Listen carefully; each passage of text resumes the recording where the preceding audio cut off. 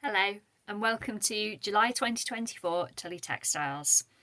What I thought we'd have a go at this month is a bit of needle turned applique, which is a very fancy name for basically taking a shape from fabric, turning a little bit under with your needle and stitching it onto another bit of fabric.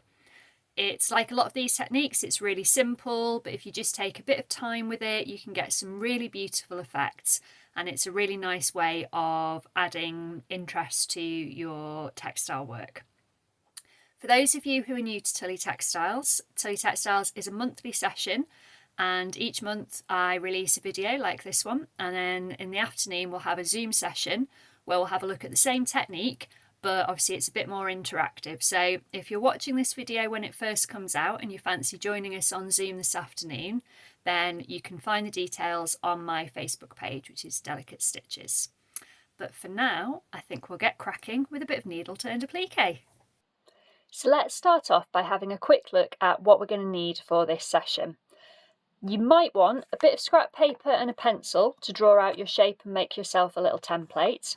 So you might want those, you might not, you might be happy doing it freehand. You will need some scissors to cut your shape out. You will also need some thread and a needle.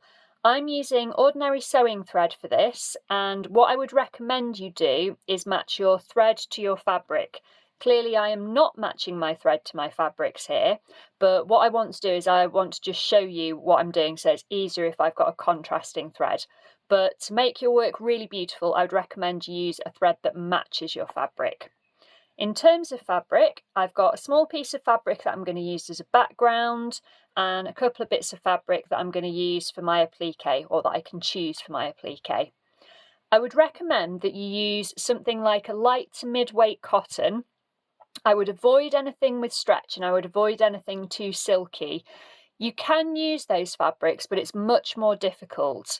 One of the good things about working with a light or a medium weight cotton is it's very easy to manipulate. So if I put a little crease in this, then it holds, which is going to be really useful for the technique that we're using today.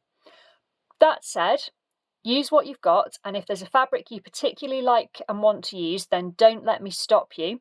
Just be aware that it might not be as easy as if you're using something like one of these cotton type fabrics. So let's get cracking. So I've got my bit of scrap paper here, and I'm going to start by making myself a template.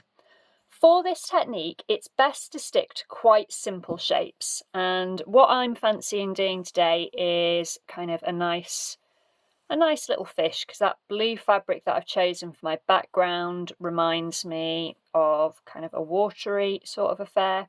So I'm going to go with something along the lines of this. What I would try and avoid are too many kind of in and out shapes, because we're going to turn the edges of our shape. So if you've got lots of difficult curves to get round, you're going to make life awkward for yourself. You can do quite sharp corners. That will work fine. That's a lot easier than a kind of wiggly shape. My favourite kind of shapes are these sort of soft, curvy shapes. So that's the kind of thing that I'm going to go for. So I'm just going to make it a little bit more abstract and a bit more fluid. There we go, like that. And if you're not confident drawing, then of course you can always download a template from the internet, copy something from a book, use something from a magazine. Don't get too hung up on getting things exactly right. There we go. So I'm just cutting my paper template out to start with, not using fabric scissors, obviously. These are my use on everything scissors. And what I'm going to do now is I'm going to pin my template to my applique fabric. So this is the fabric that I want my fish to be out of. So it's just about going to fit. So I'm going to take a couple of pins. And again, you don't need to worry too much if the shape you've cut out of paper doesn't exactly resemble the shape that you've cut out of fabric.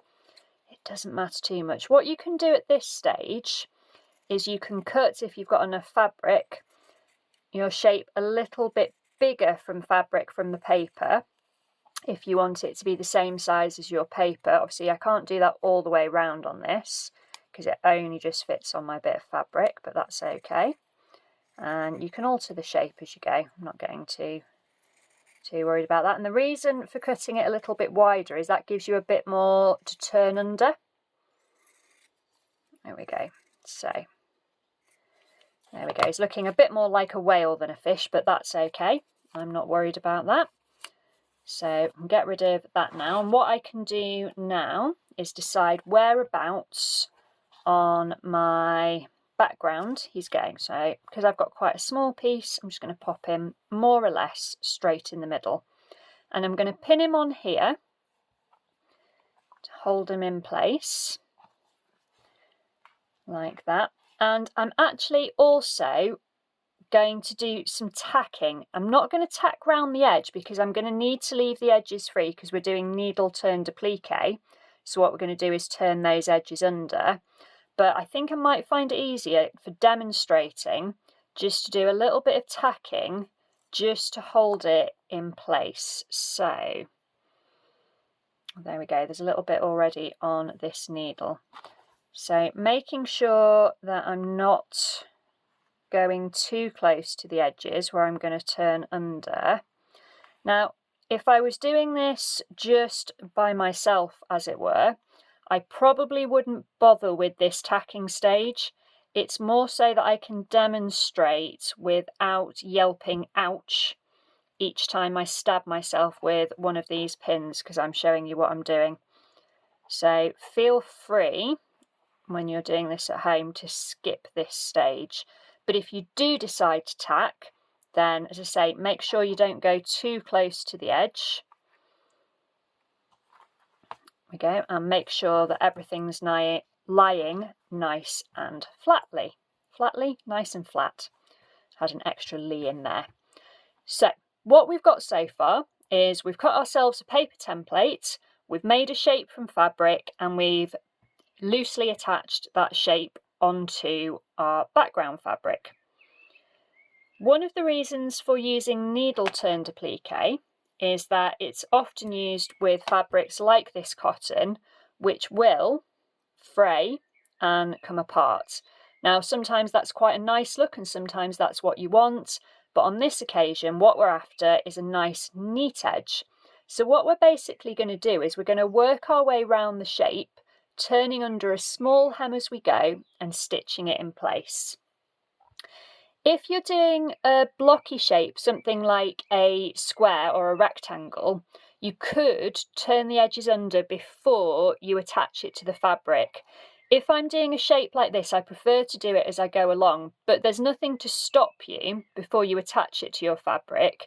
Just working your way round and turning under a small hem all the way around, about 1/2 centimetre maximum, probably more like 3 or 4 millimetres. So each of these squares is a centimetre, so you're looking at kind of a maximum of 1/2 centimetre, that much. Really, you only want sort of, say, 3 or 4 millimetres.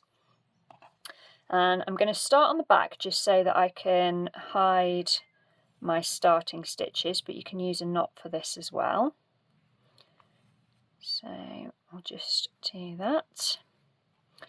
And what I'm going to do is start by just turning under that little bit of a hem that I was just talking about on this section. Just gently folding it under and pinch it with your fingernails to get it nice and tight. And then I'm going to bring my needle up from underneath. And what I'm basically going to do is, working small section by small section, I'm going to make that little fold. So I'm going to tuck 2 or 3 or 4 millimetres underneath. And then, so I'll just do that again because I think I was out of camera shot there. So working a small section at a time, going to tuck 2, 3 or 4 millimetre hem, turn it under. And then what we're going to do is really small slip stitches. So I'm going to take a small amount of the backing fabric and a small amount of my applique fabric, literally just a thread or 2 of each. And I'm going to work these little stitches, so just a couple of stitches from my backing fabric, couple of threads from my applique fabric. There we go. Just working my way around, and you can see now why it would be advantageous to have a matching thread rather than a contrast thread. But again, if you use a contrast thread, you can make a bit of a feature of it. So I'm going to really struggle to get this stitching invisible because I'm using yellow on purple. No, those are complementary colours, they're opposites on the colour wheel, but I'm okay with that. What I am doing though is I am keeping my stitches nice and small because it's important, particularly going round curves, to make sure that this is going to be well anchored. So that's the bit that I've already turned over. So again, I'm just going to turn under the next section and just carry on picking a couple of threads from my base fabric and my applique fabric. I'm working these lovely little stitches small and evenly as I can, or at least fairly small and evenly anyway, and just working my way along. So if I show you where we're at so far, you can see I've got a nice neat edge. You can see my stitches because I've used this bright yellow, but by the time it gets sort of a reasonable distance away, they kind of mostly disappear, but you can see it's giving me a nice neat edge. So I'm going to carry on stitching all the way around there, and we'll see how it looks when I'm all the way round.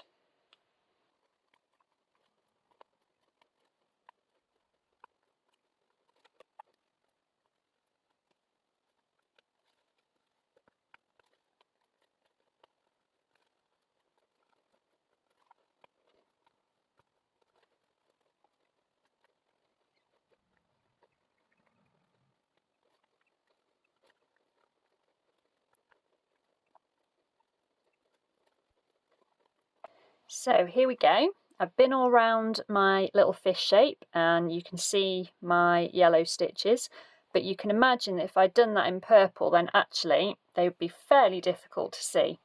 And because I've done that, I can now take out those tacking stitches, and I've got a shape ready to embellish further. So I could add a little button for an eye, I could stitch some fins on, do a bit of embroidery, I can do whatever I like with that. If I show you the back, you can kind of just see the shape where I caught those threads from the backing fabric to hold it on, to make those little stitches anchoring it. So this technique was used a lot on folk quilts and folk art pictures from sort of the past few hundred years really, and say it's often used because it means you don't have any frayed edges. So it means you don't just have to work with materials that don't fray, you just turn an edge under. And I'm not sure if I explained, it's called needle turned applique because you normally turn that small hem under by poking it under with your needle. I just find it easier to do it by hand. So as always, I hope you'll have a go and try things out, and I hope that you have fun doing that. If you've got any questions or suggestions for future sessions, then do let me know. Use the comments below to let me know. But other than that, have fun, happy stitching, and I'll see you next month.